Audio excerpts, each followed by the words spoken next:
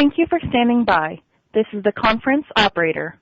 Welcome to the Shopify third quarter 2020 financial results conference call. As a reminder, all participants are in listen-only mode and the conference is being recorded. After the presentation, there will be an opportunity to ask questions. To join the question queue, you may press star then 1 on your telephone keypad. Should you need assistance during the conference call, you may signal an operator by pressing star and 0. I would now like to turn the conference over to Katie Keita, Director of Investor Relations. Please go ahead. Thank you, operator, and good morning, everyone. We are joined this morning by Tobi, Lutke, Shopify's CEO, Harley Finkelstein, Shopify's President, and Amy Shapiro, our CFO.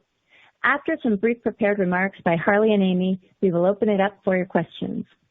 We will make forward-looking statements on our call today that are based on assumptions and therefore subject to risks and uncertainties that could cause actual results to differ materially from those projected. We undertake no obligation to update these statements except as required by law.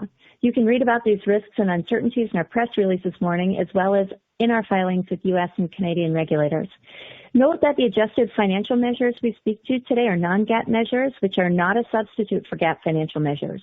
Reconciliations between the two can be found in our earnings press release. And finally, we report in U.S. dollars, so all amounts discussed today are in U.S. dollars unless otherwise indicated. With that, I turn the call over to Harley. Thanks, Katie, and good morning, everyone. We continue to see incredible demand as the decisive shift to digital commerce persisted in our third quarter, and more entrepreneurs than ever before turned to Shopify to start, to run, and to grow their businesses. Making commerce better for everyone is what we do, and Shopify is achieving this by lowering the barrier to entry to entrepreneurship. Last quarter, I outlined several initiatives we shipped to help merchants adapt quickly to a rapidly changing retail environment triggered by COVID, getting them online fast and building resilience into their businesses at a really challenging time. We believe these changes in the landscape will endure as consumers' new shopping behaviors stick and become the new normal. Shopify has always taken and always will take a merchant-first approach. This year, this translated to an increased urgency around helping entrepreneurs to get online fast and start selling easily, to get discovered and to get their products to buyers. Today, I'll talk about how our efforts are paying off for our merchants and for Shopify. In Q3, a record number of merchants became paid subscribers to Shopify, even excluding merchants who converted following the end of their 90-day extended free trial. The extended free trial made it easier for new stores to get online fast and make sales, enabling many of these entrepreneurs to generate cash while their physical stores were shut down at the onset of the pandemic. Some of these businesses made their first online sale faster than typical entrepreneurs coming online for the first time, proving out the power of omnichannel commerce for brick-and-mortar retailers. Fast transitions like this contributed to Shopify's tremendous GMV performance, which increased 109% over the same quarter last year. Not only did we help merchants get up and running quickly, we gave them more tools to get them discovered by new buyers, shipping native sales channels through integrations like Facebook Shops, Walmart, and Pinterest. It's early days, but given the traffic to these venues from browsers and buyers, merchants are well positioned to benefit from the increased number of eyeballs on their brand and their products.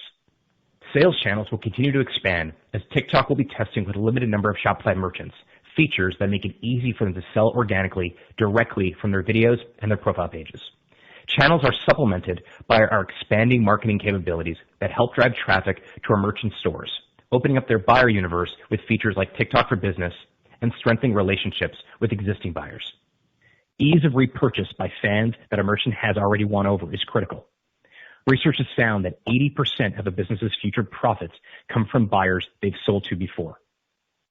Merchants are increasingly leveraging how easy we make it for them to remarket by using tools like Shopify Email, through which merchants have sent 500 million emails through email campaigns since launching the product in the first quarter this year. After getting online and getting discovered, merchants need to get their products to buyers. Step 1 is helping buyers check out quickly and easily while giving them flexible payment options, both benefits shown to improve sales conversion. Providing an amazing shopping experience through fast and easy checkout is exactly what Shop Pay, our accelerated checkout, does. Shop Pay has experienced phenomenal growth since its launch 3 years ago, facilitating over $14 billion in GMV, with more than 60 million buyers opted in at the end of Q3. facilitating more Shopify GMV than Apple Pay, Google Pay, and Amazon Pay combined. Not only does Shop Pay offer frictionless checkout, but it enables buyers to offset the carbon emissions produced by their deliveries. We started rolling out our Buy Now, Pay Later product, Shop Pay Installments, in the U.S. in Q3. Shop Pay Installments lets merchants give buyers more options by paying in installments with no interest and no fees. Installment products are gaining in popularity as consumers look for alternative payment methods to credit cards. In addition to improving sales conversion, businesses offering Buy Now, Pay Later options have seen higher cart sizes and an increase in repeat customers. Shop Pay is also integrated into the Shop app, a personal shopping app that helps merchants deepen their relationships with existing buyers through a fantastic shopping experience that includes a smooth path to checkout, product recommendations from the merchants they love, and order tracking so buyers can keep up to date on delivery status. The Shop app has reached nearly 10 million monthly active users, with thousands of merchants leveraging the built-in features to strengthen their relationship with buyers and increase customer lifetime value. Getting goods to buyers also means delivering a great post-sale experience through fast and affordable fulfillment. More than half of eligible merchants in the U.S. and Canada adopted Shopify shipping in our third quarter, up from 45% in the same period last year. Physical retail merchants also continue to offer buyers ways to receive their goods at a safe distance using curbside pickup and local delivery. And of course, we continue to build the Shopify Fulfillment Network to help democratize fulfillment for merchants of all sizes. Turning to Shopify Plus, which had another incredible quarter. We added a record number of merchants for the second quarter in a row, and Shopify Plus merchants use more merchant solutions, including Shopify Payments and Shopify Capital, as they scale their businesses. Enterprise brands are realizing that the center of gravity is shifting from digital commerce being an add-on to now being the control center, or as I like to say, their retail operating system for their business. These large merchants are realizing that having a modern, agile, and flexible commerce solution is paramount, and that Shopify Plus represents this on multiple fronts, offering multi-channel commerce, flexibility in partner integrations, a fast and reliable tech stack, and constant innovation. Considering its low cost of ownership, Shopify Plus is becoming the obvious choice. More notable brands across a variety of verticals launched stores with Shopify Plus in our third quarter, including the following: the global luxury brand Dior, women's fashion brand BCBG Max Azria, motion picture production house Paramount Pictures, sustainable fashion brand Matt and Nat, meat alternative food producer Beyond Meats, nutrition bar company Cliff Bar, multinational telecommunications company Telefonica, and weight loss brand Jenny Craig. Turning to our partner ecosystem, which has become a true competitive advantage for Shopify. As of Q3, more than 37,000 partners referred merchants to Shopify over the past 12 months. Our partners make Shopify better for every merchant, helping to extend Shopify's functionality via our APIs, so merchants can customize their stores and meet their unique commerce needs. Partners also work with merchants to build their brand and stores on Shopify. Through these challenging times, they have played a vital role in helping our merchants get online fast, contributing to both the success of our merchants as well as Shopify. The majority of respondents to a recent merchant survey conducted by Shopify anticipate more online than in-store purchasing during this year's Black Friday Cyber Monday weekend. In fact, more than half of the retail merchants that responded are actively making improvements to their online store to make up for anticipated lower in-store sales that weekend. Our merchants need our help to navigate this new territory, and we're working hard to help merchants make the most of BFCM, not just with features and functionality, but with helpful content ranging from optimizing the performance of their online store to promoting their brands in a way that creates value beyond the holiday shopping weekend. Entrepreneurs are the backbone of our economies, and Shopify is doing everything we can to make more of them and make them stronger. Before I hand it off to Amy, I want to share a merchant interaction with Tanita, who owns Status Quo Leather Studio in Alabama, that illustrates why Shopify exists. We are here to make the opportunity for entrepreneurship accessible to everyone, because commerce is far better when more independent voices participate.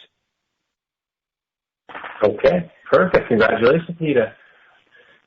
Well, I thank you because I'm really. Can I express something to you? Please. And this is on the side of the situation demographically being a woman, being an African American woman, in terms of traditional funding. Many times it is just totally out of the question and not available because whatever systems are in place. And I'm going to tell you, Shopify providing this opportunity on a general level, you all really make an impact on a lot of people, a lot of women and a lot of women of color who pursue businesses, and this was the only option that was available for actual capital funding. And I really appreciate you all for that. And if people don't know what Shopify does in that sense, I don't think a lot of people realize how valuable that particular funding option is for a lot of people. And I just wanted to thank you all for that. Thanks, Harley. As that conversation just illustrated, businesses of all sizes rely on Shopify during these challenging times. We are in lockstep with them on their journey, as demonstrated by another strong quarter thanks to e-commerce tailwinds, our merchants' resilience, and the continued strong execution by the Shopify team. Revenue nearly doubled once again in our third quarter to $767.4 million, up 96% over the same period last year, driven by strong performance from both our Merchant Solutions and Subscription Solutions segments. Subscription Solutions revenue increased 48% year over year to $245.3 million, largely due to exceptional growth in monthly recurring revenue. MRR growth accelerated to 47% year over year to $74.4 million as merchants from both the 90-day free trial offered from March 21st through May 31st and standard 14-day free trial offered from June 1st onwards converted into paying merchants in the quarter, creating a double cohort effect. While demand remains higher for subscriptions compared to pre-COVID levels, we do not expect the year-on-year MRR growth rate in Q4 to match what we saw in Q3, given the benefit to third quarter results from this double cohort effect.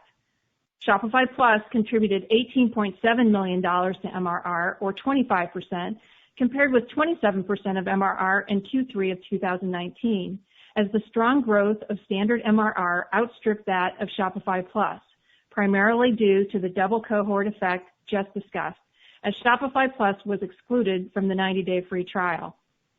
Merchant Solutions revenue grew 132% to $522.1 million in Q3 compared to the same period in 2019. This tremendous growth was driven primarily by merchants' strong sales, with GMV increasing 109% year over year to $30.9 billion, and increased adoption of Shopify Payments, Capital, and Shipping, driving revenue from these products higher. $14 billion of GMV was processed on Shopify Payments in Q3, an increase of 124% versus the comparable quarter last year. Payments penetration of GMV was 45% versus 42% in Q3 2019, and up more than a half a percentage point over Q2 this year. New merchants across all segments joining the platform opted to use Shopify Payments, and Shopify Plus and international merchants expanded their share of GPV year over year. Demand for Shopify Capital increased in Q3, with merchants receiving $252.1 million in funding across the U.S., the UK, and Canada in preparation for the holiday selling season.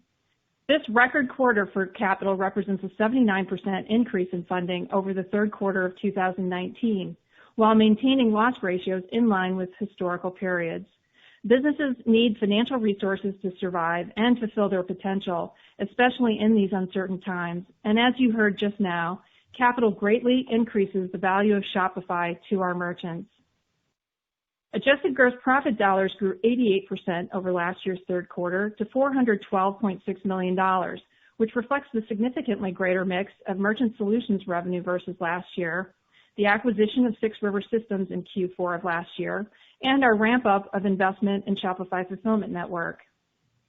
Adjusted operating income was $130.9 million in the third quarter compared to adjusted operating income of $10.5 million in the third quarter of 2019, reflecting our strong revenue performance in the quarter.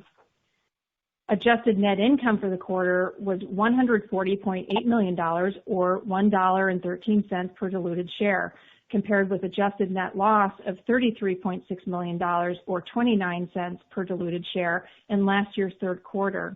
Adjusted net income in this year's third quarter excludes an unrealized gain on an equity investment of $133.2 million or $1.07 per share, stock-based compensation and related payroll taxes of $75.4 million or 60 cents per share, and other adjustments totaling $7.5 million or 6 cents per share. Finally, our cash equivalents, and marketable securities balance was $6.1 billion on September 30th, strengthened by the capital we raised in our third quarter, which provides us more flexibility to pursue our growth strategies. The pandemic has fast-tracked commerce to digital domains, and there is incredible demand on both the merchant and consumer sides to enhance the commerce experience. Shopify is in a unique position to help entrepreneurs in this emerging landscape. Our investments in core, expansion, and ambition initiatives, which correspond to near, medium, and long-term return horizons, pave the way for building a powerful global commerce operating system that is the one thing merchants need to start and scale a successful business. Harley already provided an update on Shopify Plus, a key core initiative, so I will start with progress on our expansion investments, international expansion, and retail POS. In Q3, we continued to build product market fit for our international merchants, making it easier for them to get online and start selling. Our merchant admin, partner admin, and theme store are now available in 20 languages. With the recent launch of Shopify Payments in Belgium, which supports payments with credit cards, banned contact debit cards, and local payment method Ideal, Shopify Payments is now available in 17 countries. The more intuitive we make our platform regionally, the more we're seeing our merchants succeed, as reflected in the strong year-over-year GMV growth from our international merchants in the third quarter. And our work localizing and focus international markets continues. We are digging into complex areas to deepen our product market fit, such as evolving the merchant user experience, growing our partner ecosystem, launching more sales channels, simplifying cross-border and mobile commerce, and introducing new ways to get products to buyers, such as pickup points, which are quite popular in Europe.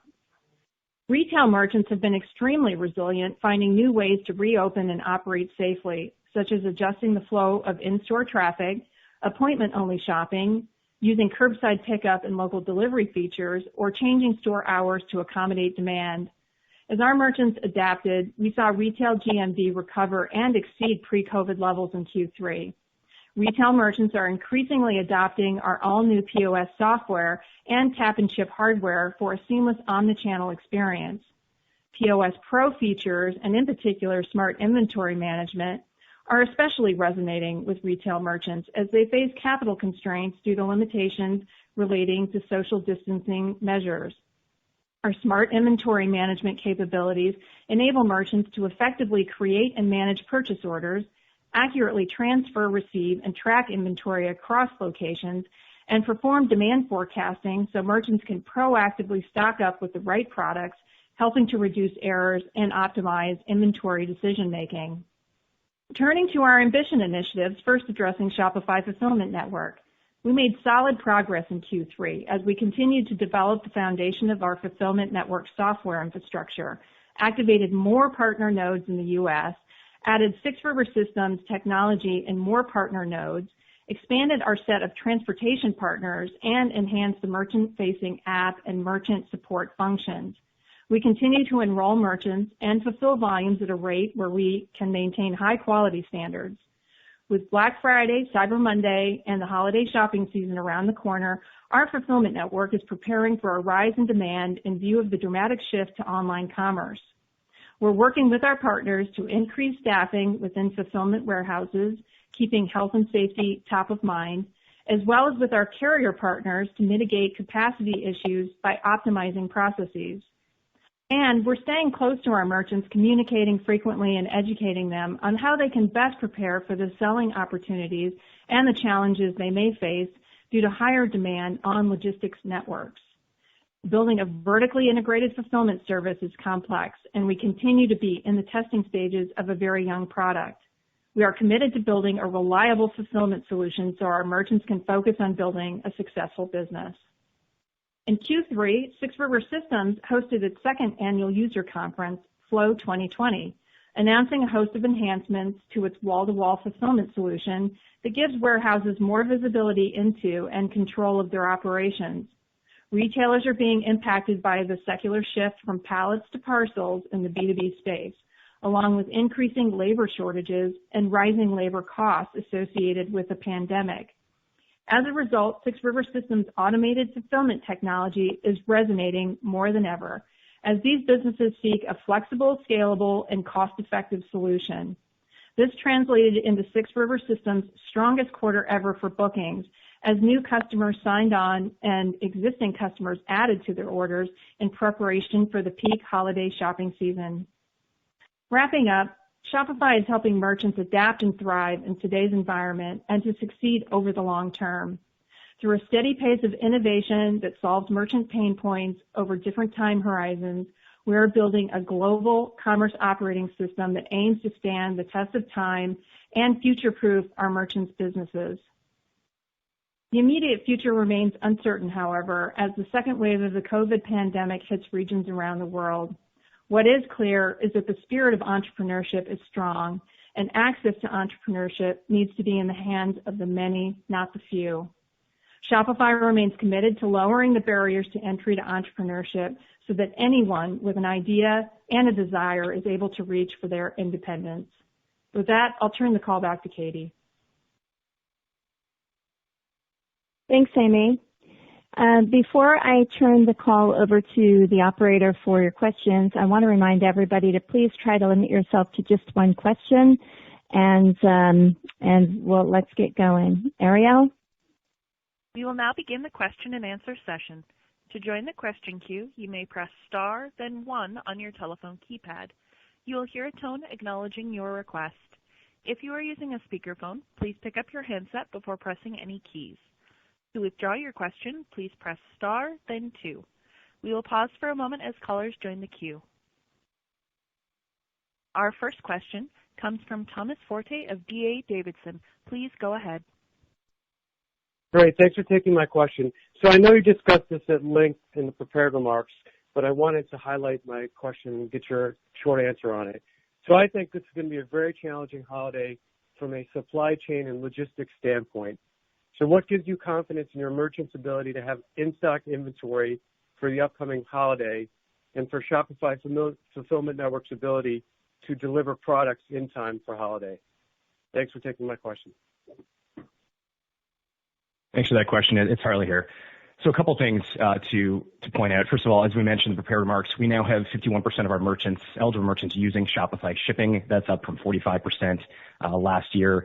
Now, seeing more merchants use Shopify Shipping means that as the entire macro environment for shipping has issues, we think Shopify merchants are better positioned. We're also working with them now to ensure that they advise customers when purchasing that there may be some delays based on either supply chain or on the last mile side of things. That being said, our focus in 2020 around SFN is to achieve product market fit, which we plan to continue into 2021. We want to ensure that the foundation of the fulfillment network is strong and the merchant's experience is outstanding before we enter sort of the scale phase. But in terms of how we're arming our merchants or arming the rebels to ensure that they have a great holiday season, we're doing everything we can to make sure that we give them the tools, the information, and the context so that they can ensure that their end consumers understand and appreciate what is happening. But so far, so good. We see that there has not been too much of a slowdown. And again, more people using Shopify Shipping means that more merchants have more information. Our next question. Thanks, Tom. Our next question comes from Ken Wong of Guggenheim Securities. Please go ahead. Great. Thanks for taking my question. Another solid quarter, guys. And I just wanted to maybe pick your brain, Harley, in terms of kind of what you guys saw from a linearity perspective as far as merchant growth and GMV volumes through the quarter, and then to the extent that you're able to comment, just kind of how you're thinking about the shape of the holiday season. Lots of moving pieces there, from macro to elections to social distancing and just a surge online. How might this comp to maybe Black Friday last year? Yeah, thanks for the question, Ken. A couple things. First of all, I think the Black Friday, Cyber Monday weekend is now becoming an entire season, so we're certainly seeing merchants start much faster. We also know that more consumers have already decided to do the majority of their holiday shopping online, and so obviously that's going to provide some good tailwinds to our merchants. In terms of GMV, as Amy mentioned, Plus merchants certainly continue to grow their share of GMV, and we're one of the biggest contributors to GMV in absolute terms. International merchants also maintain their share of GMV and continue to grow quickly year over year. This is mostly coming from apparel, accessories, and cosmetics. Those are sort of the largest ranking categories and verticals for us. That said, with the onset of COVID and the pandemic, we are seeing food, beverage, and tobacco continue to experience strong growth in Q3 as well. So the nice part about our GMV growth is that it's not coming from any one particular vertical. It's not coming from any one particular type of merchant. It's coming across the board. And we look forward to a very strong Black Friday, Cyber Monday, and holiday season. Yeah, and I think if I could just add, you had asked at the very beginning of your question about merchant growth. So I want to just highlight that we did have a record quarter in Q3 for merchant growth due to the double cohort effect that I talked about in my opening remarks. But I think it's really important to emphasize that even excluding the 90-day free trialists who converted in Q3, we still would have seen an acceleration in our merchant growth over pre-COVID levels, which tells you that there are more merchants coming to the platform with this shift to online commerce and COVID. The demand for the platform has increased as we're seeing more business generation occur in this environment and a desire for multi-channel commerce. Thank you, Ken. Our next question. Next question, please. Our next question comes from Siti Panigrahi of Mizuho. Please go ahead. Yeah, thanks for taking my question. Just wanted to, just a follow-up to last question.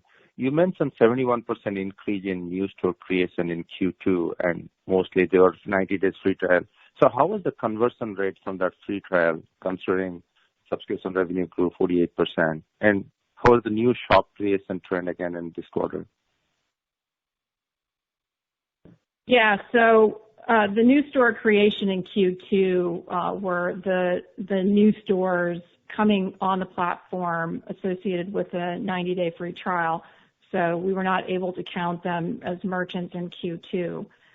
We saw many of them convert to paying merchants in Q3. The conversion rates that we've seen on the 90-day free trialists is slightly lower than cohorts historically on 14-day free trials, but we think that's okay because they're more intentional when they convert because they've had a longer time period.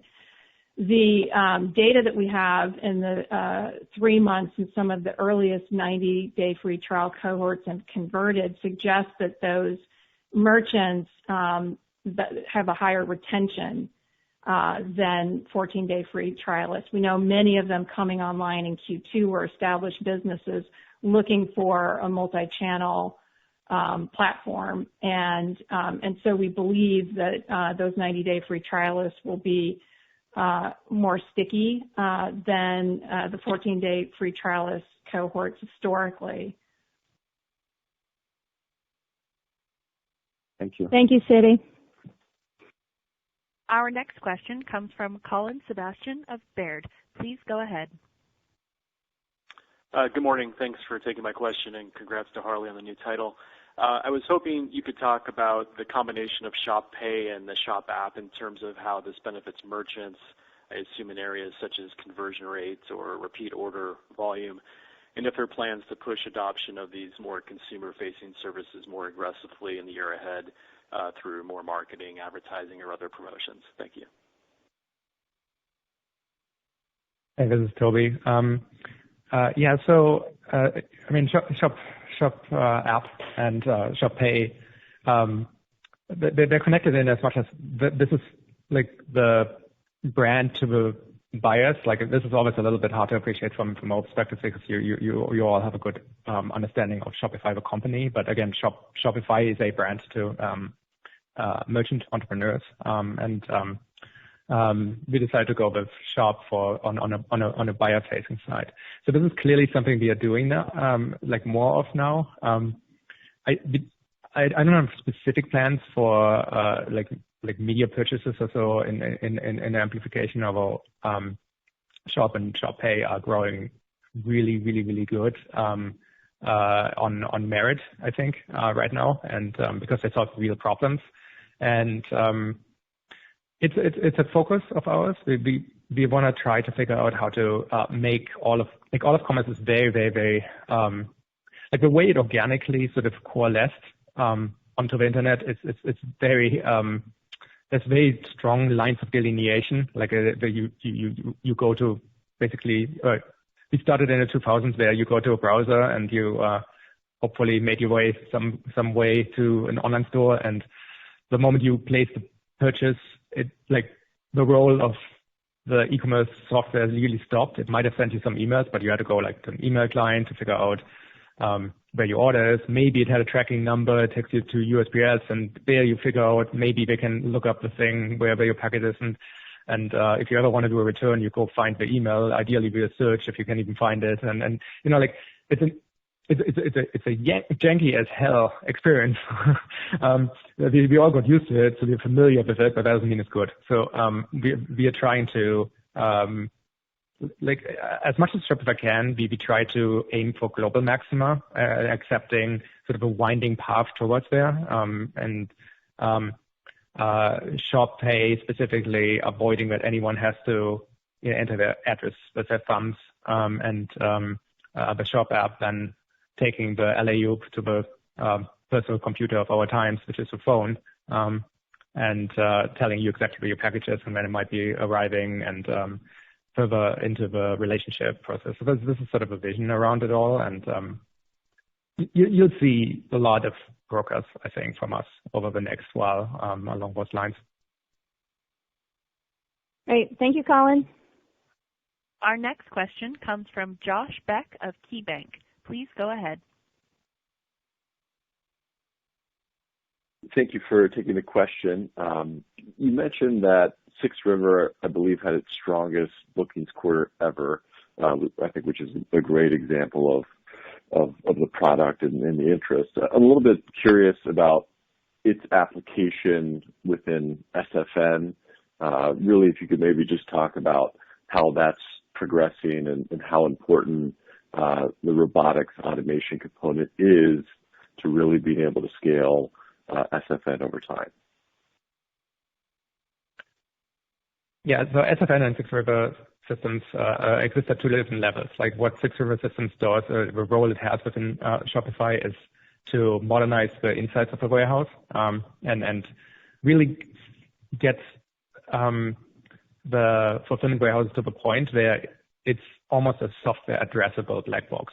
It's just obviously not what we're leading this, but like from the perspective of most of Shopify, which is a company that mostly does like things in software and in bytes, this is the ideal, because once we can treat warehouses as basically a task management system, where we just say, okay, this package has to go there, and here's a pallet of things that need to be stocked and so on. And this can happen with 99 point something reliability and all these kind of things, and the exceptions are managed. Then SFN can think about warehouses globally, right? And say we can have tens, hundreds, potentially thousands, potentially in, like partners and some homegrown ones around the world, and balance the products that our customers need to where they need to where they need to be stored. So the robotics are really important for a warehouse. They increase efficiency enormously. They like just gotten more important because of it's easier to social distance amongst people than robots do a lot of the moving of things. And we're seeing really, really great results. It's a great product, and those two things absolutely need each other to be successful.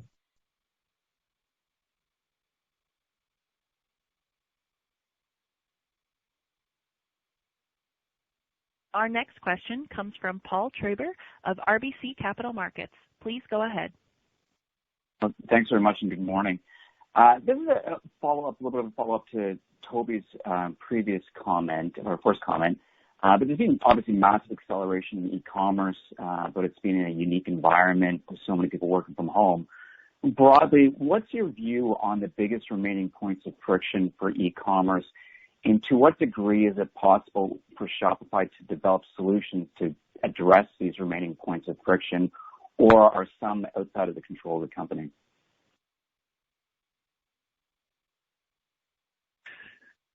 That's a good question. I mean, I don't think there are insurmountable challenges in the world. It ends up being just a question of time and capital allocation.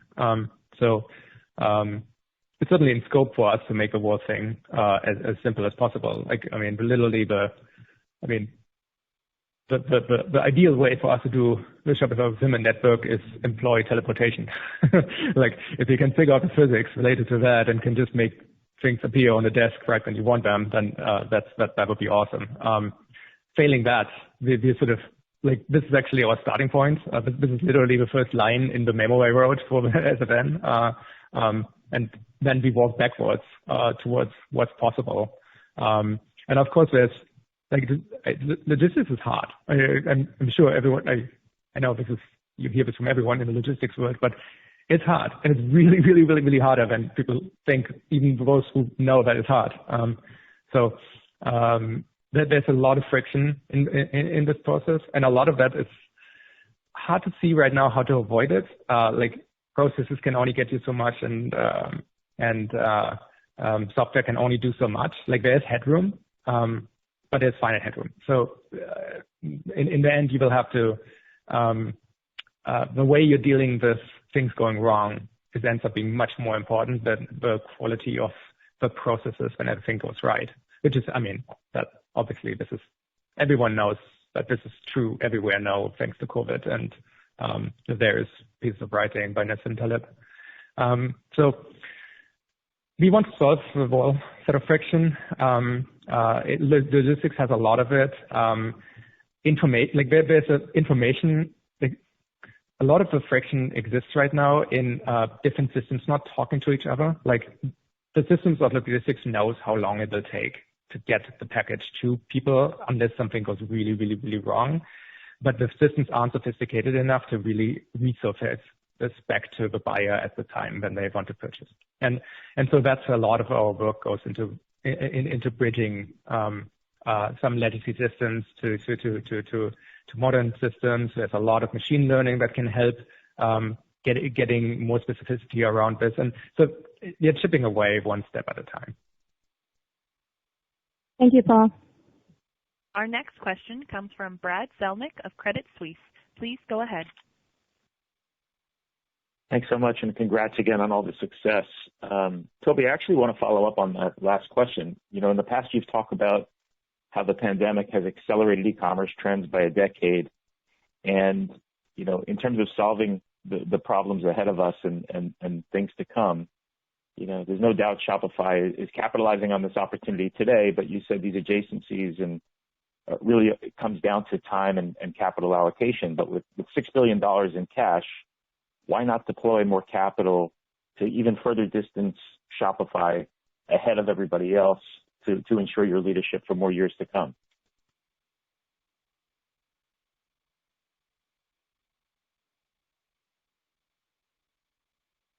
I mean, that's a fantastic question. And I don't know the best way to answer it. Like, I think that we have the money in the bank for optionality, and there's not we will use it. But there is I hope that we've shown that we are prudent capital allocators. And I think actually we're probably not the best company in the world at capital allocation, like from a financial thing, but I think we might be amongst the best companies in the world in attention allocation, which is actually a much more finite resource. And so this is the tricky thing. Like there's a lot of reductionist thinking, especially about M&A, where people think that a deal ends up at the transaction time or when the money's in the bank.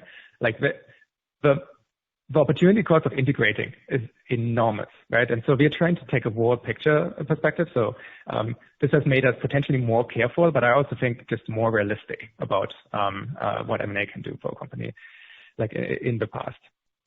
But we are also like rethinking every one of our previous approaches and biases and learn from it all, right? Like so, very well may be that we're going to see a lot of things that would help us accelerate the roadmap, but that's going to be the way to do it. Like we will want to accelerate our roadmap through M&A. That's all the M&A deals we have done done in this way. I'm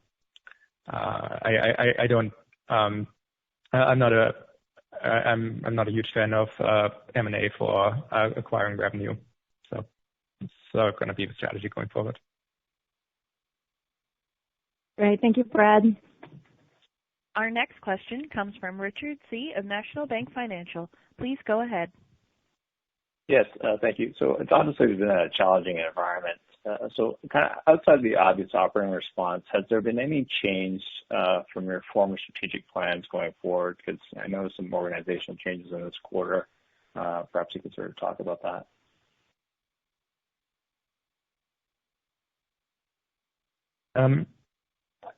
I mean, like, it hasn't changed. The first thing I asked the company to do is like delete all plans, and then COVID happened. It's times of significant change are like times where the most adaptable are doing well. Now, I think we have a better idea for the shape of what's happened. We've seen the acceleration of e-commerce. I think we've seen sort of a final truth in that. Like it's really retail built. It's e-commerce is a sort of it's a tactical channel. It all has to be combined. We saw that. Like this was really the content of my kickoff in 2012 it was about like, hey, this is all going to go together. So it's like this was not a surprise. It was not a surprise to anyone in the industry. But we have now I think shifted a lot of what we needed to do. We have, like I said, we are working on a lot of like really sort of detailed machine learning modeling to try to make sure that we can do an even better job forecasting demand and assessing risk and telling people when their packages arrive and all these kind of things. So we're now going really, really deep on the various things that we've launched over the last half year. So now what organizationally, for us, a really important thing now is to go and build infrastructure again, because I think great products are basically just pick an important topic and get a million tiny little details right. But the only way to get details right is to be able to draw on infrastructure you've built and built up over years. And so like this is, we're going to organizationally just make sure that we're building up the infrastructure that a company that can serve millions of businesses around the world can support. So there's lots of this is not what I'm thinking of when I say this, because there's a million things that are related to this, but the around the world thing is really important. Like we've just spent a lot of time, for instance, on performance work. Like so, we in some cases we're now serving people in Australia from Australia. This is sort of a global deployment. This is the kind of thing again we can do at scale for the entire platform, but no individual retailer could really, small medium business would not invest in this kind of deployment otherwise. So there's a lot of these kind of things that we can do now because of infrastructure work we've done a couple of years ago.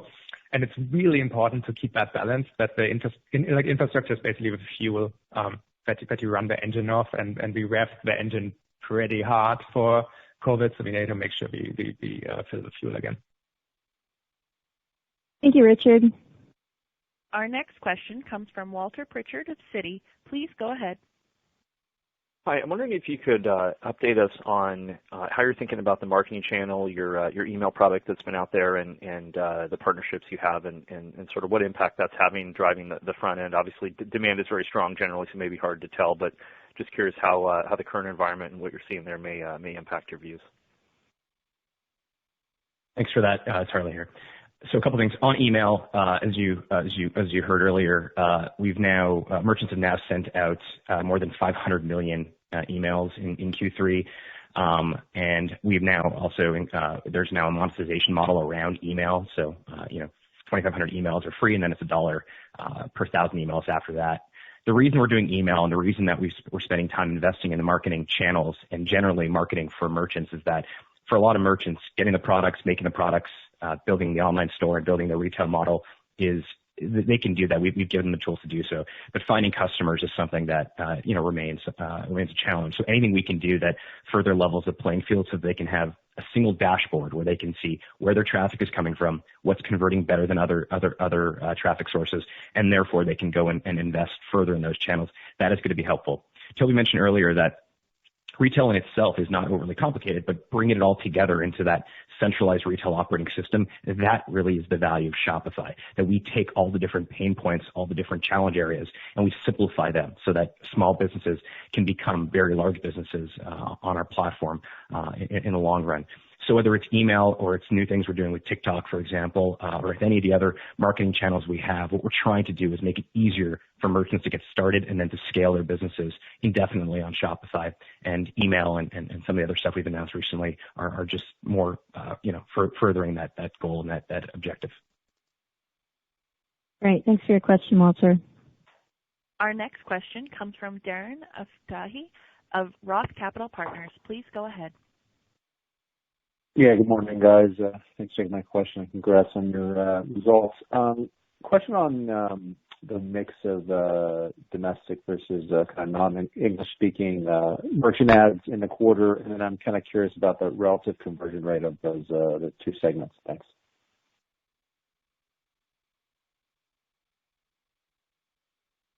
So we saw similar trends across all of the regions, very comparable to the overall trend that you saw.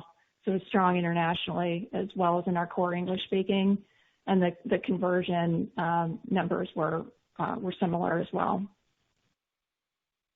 I think one thing I'd like to just add is conversion numbers are one of those super unobvious things. I know they matter a lot in the enterprise space, but it's in the SMB space, the company might actually get significantly better while the conversion rate goes down.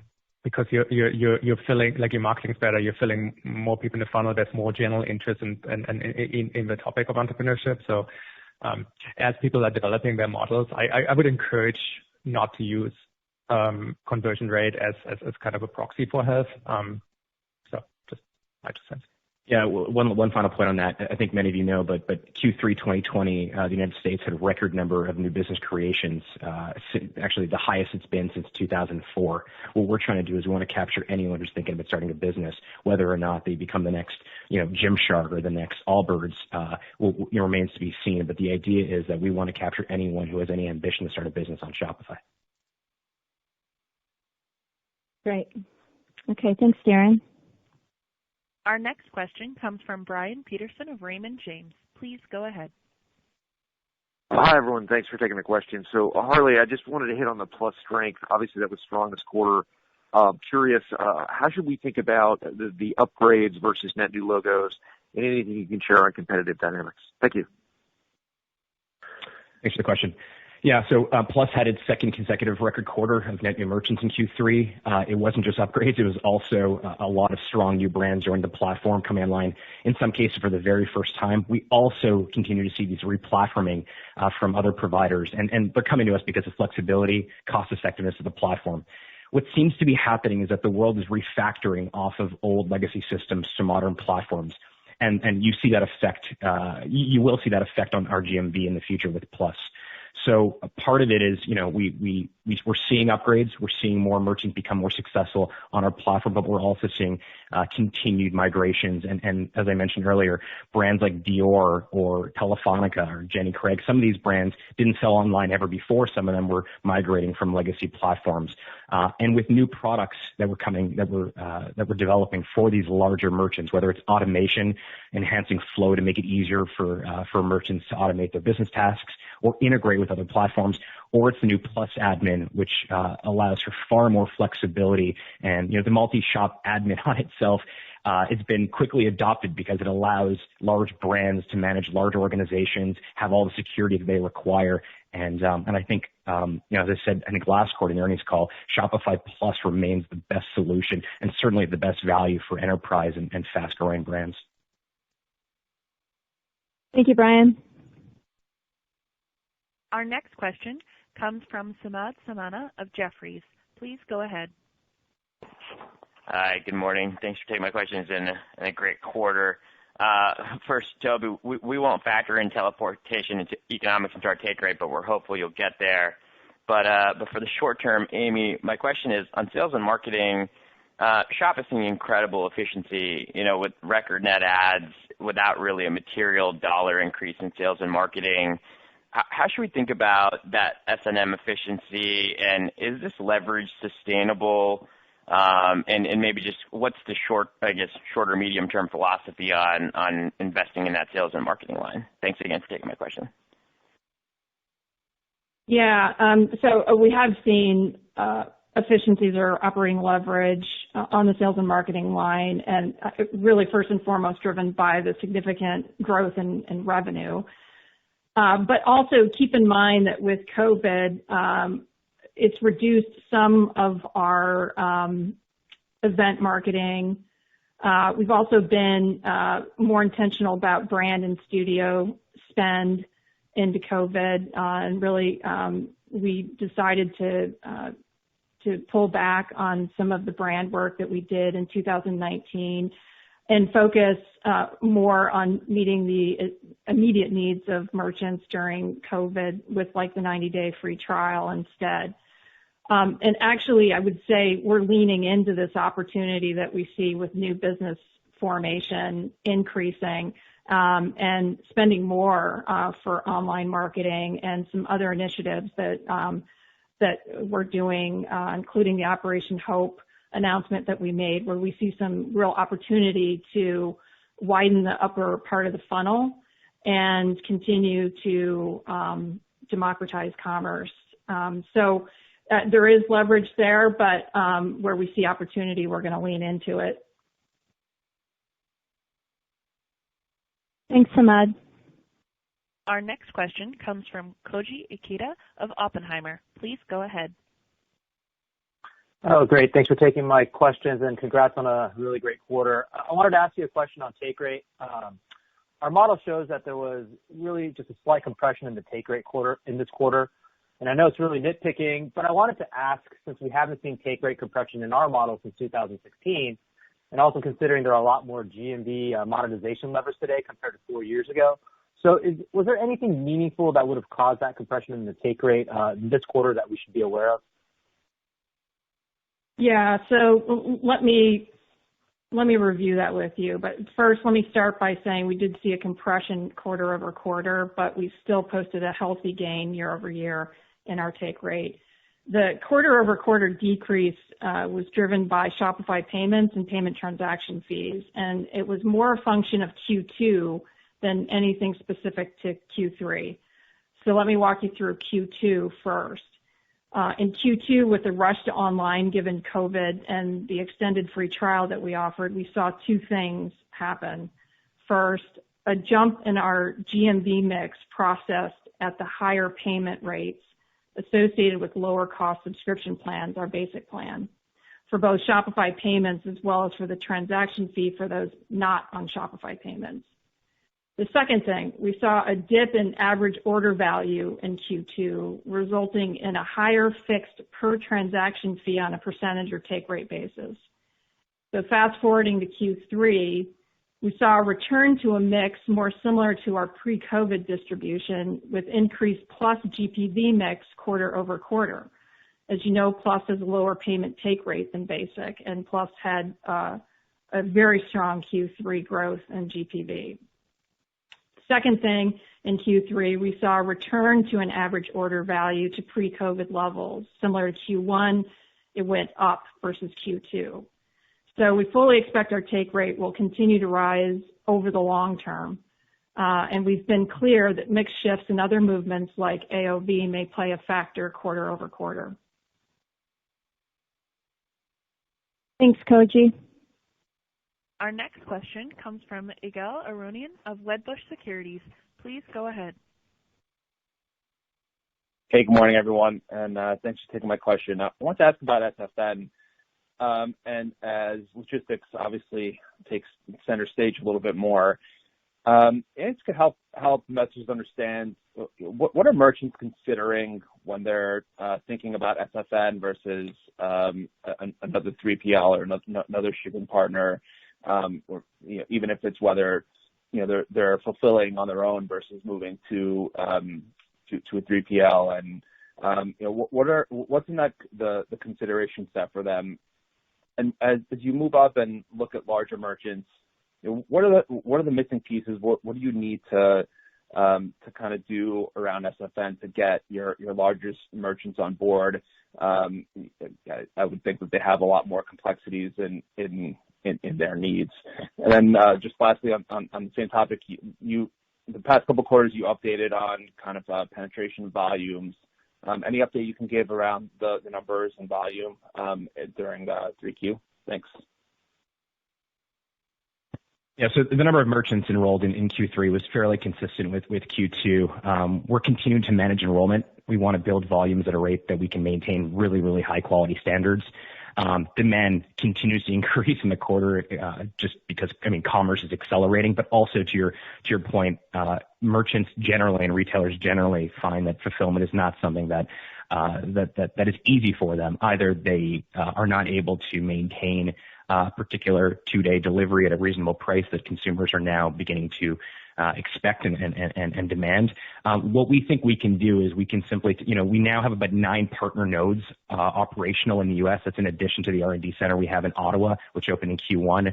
4 of those nodes are using 6RS technology. So what we're trying to do is we're trying to make it so that merchants don't have to think about fulfillment. They don't have to think about their shipping.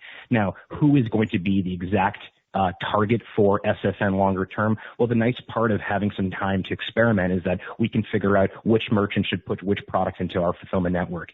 And it may not be for every merchant. There's going to be smaller merchants who simply outgrow their living room as a fulfillment warehouse. There's going to be very large merchants who simply are unsatisfied with their existing 3PLs, and we think we can attract both sides of it. But we're trying to be, like everything else to do at Shopify, incredibly thoughtful of who we accept and how we deliver a great SFN service to them. And that's the reason why we're taking our time and building something that we think is going to be really high quality. Great. Thanks, Ygal. This concludes today's conference call. You may disconnect your lines. Thank you for participating and have a pleasant day.